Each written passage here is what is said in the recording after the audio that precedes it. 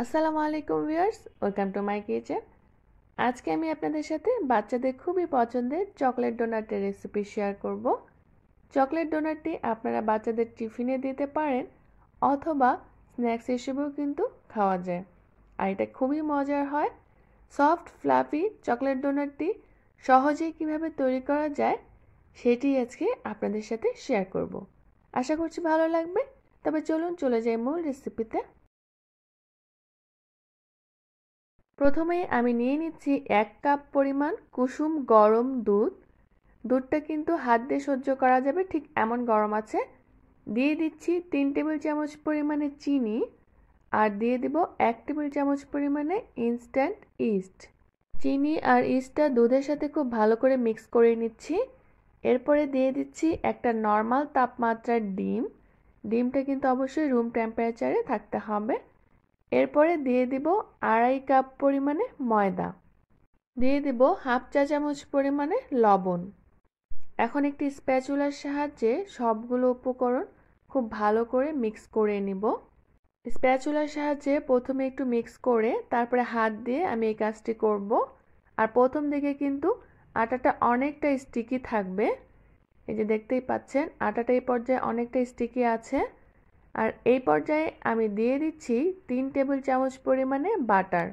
চাইলে বাটারের পরিবর্তে সয়াবিন তেলও দিতে পারবেন, তবে বাটারটা দিলে ডোনাটের স্বাদটা অনেক বেশি ভালো আসে। বাটারটা আটার সাথে খুব ভালো করে মিক্স করে নিচ্ছি। আমি হাত দিয়ে এভাবে আটাটাকে খুব ভালো করে মথে নিচ্ছি। এতে করে আটাতে যে গ্লুটানিন থাকে সেটা খুব সহজেই অ্যাক্টিভ হয়ে যাবে আর আটার স্টিকিটা চলে যাবে। এভাবে প্রায় 6 থেকে 7 মিনিট আমি ডোটাকে মথে নিব। আপনাদের কাছে ডোটা যদি খুব বেশি নরম মনে হয় সেক্ষেত্রে আরও কিছুটা ময়দা অ্যাড করা যেতে পারে, তবে এই ডোটা কিন্তু একটু নরম আর সফট হবে। এভাবে করে ডোটাকে আমি একটি বলের শেপ করে ঢাকনা দিয়ে ঢেকে দিচ্ছি একটি র্যাপিং পেপারের সাহায্যে। আপনারা যে কোনো ঢাকনা দিয়ে ঢেকে রাখতে পারবেন।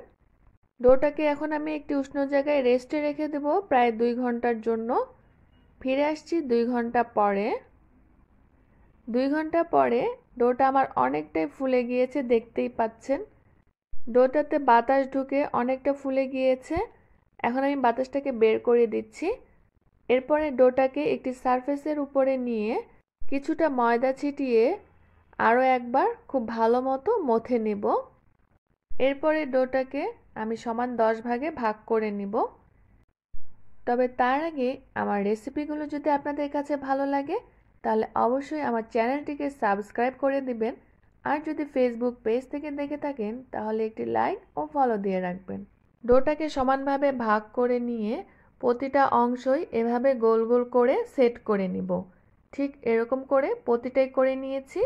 এরপরে আমি আরও 20 মিনিটের জন্য রেস্টে রেখে দেবো, ঢাকনা দিয়ে ঢেকে দিচ্ছি যেন উপরটা ড্রাই না হয়ে যায়।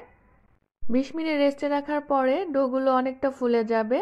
এর মধ্যে থেকে একটি নিয়ে চেপে চেপে এর ভিতরের বাতাসটা বের করে দিচ্ছি। এখন একটি রুটি বানানোর বেলুনের সাহায্যে আমি লম্বা শেপ করে তৈরি করে নিব।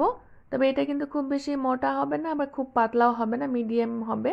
এভাবে তৈরি করে নিয়ে আমি এখানে নিউটেলা দিয়ে দিচ্ছি। আপনারা চাইলে কিন্তু চকলেট জ্যামটাও স্প্রেড করে দিতে পারেন। নিউটেলাটা আমি এভাবে করে স্প্রেড করে দিচ্ছি। এরপরে এক সাইডের একটি অংশ নিয়ে খুব ভালোভাবে চেপে চেপে দিতে হবে। অপর পাশেরটা ঠিক একইভাবে সেট করে দিব। আর আমি এটা খুব ভালোভাবে একটু সেট করে দিচ্ছি যেন খুলে না যায়।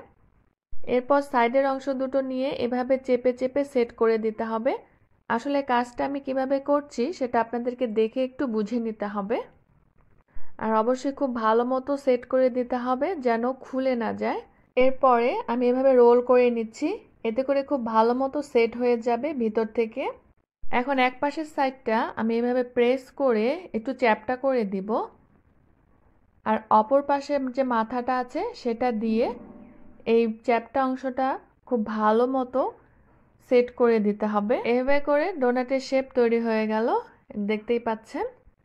এরপরে আমি আরও একটি ডোনাট আপনাদেরকে তৈরি করে দেখাবো। আর এটাতে আমি কোনো চকলেট জ্যাম দেব না। আপনারা চাইলে ডোনাটটি তৈরি করার পরেও চকলেট জ্যামটা উপরে স্প্রেড করে দিতে পারেন, এতে করেও কিন্তু খেতে ভালোই লাগে।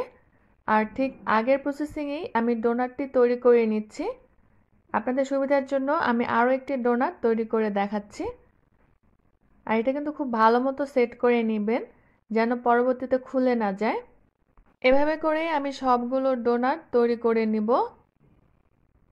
সবগুলো ডোনাট তৈরি হয়ে গেলে একটি ঢাকনা দিয়ে ঢেকে আরও 20 মিনিট রেস্টে রেখে দিচ্ছি। ফিরে এলাম 20 মিনিট পরে। এখন ভাজতে চলে যাব।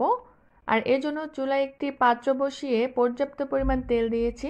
তেলটা কিন্তু খুব বেশি পরিমাণে গরম করা যাবে না, হাত দিয়ে সহ্য করতে পারবেন ঠিক এমন গরম থাকা অবস্থায় ডোনাটগুলোকে দিতে হবে। আর চুলার জালটি একেবারে লো ফ্লেমে রেখে আস্তে ধীরে সময় নিয়ে ডোনাটগুলোকে ভাজতে হবে। চুলার জালটি বাড়িয়ে দিলে উপরে তো খুব সহজেই কালার চলে আসবে, ভিতরেরটা কিন্তু কাঁচাই থেকে যাবে। এভাবে উল্টে পাল্টে লাইট ব্রাউন কালার চলে আসলেই ডোনাটগুলোকে ভেজে তুলব।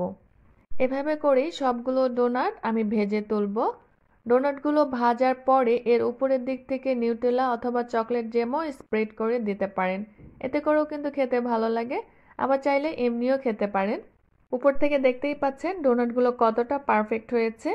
আর একটি ডোনাট আমি আপনাদের সাথে একটু শেয়ার করব। ভিতর দিকটা কতটা ফ্লাফি আর সফট হয়েছে সেটা একটু আপনাদের সাথে শেয়ার করে দেখাচ্ছি। দেখে নিশ্চয়ই বুঝতে পারছেন ভিতর থেকে ডোনাটগুলো কতটা সফট হয়েছে। আর নিউটেলা দেওয়ার জন্য বাচ্চারা কিন্তু এটা ভীষণ পছন্দ করবে। রেসিপি ভালো লাগলে অবশ্যই একটি লাইক করবেন আর আমাকে কমেন্ট করে জানাবেন। সবাই খুব বেশি ভালো থাকবেন। আজকে বিদায় নিচ্ছি। আল্লাহ হাফেজ।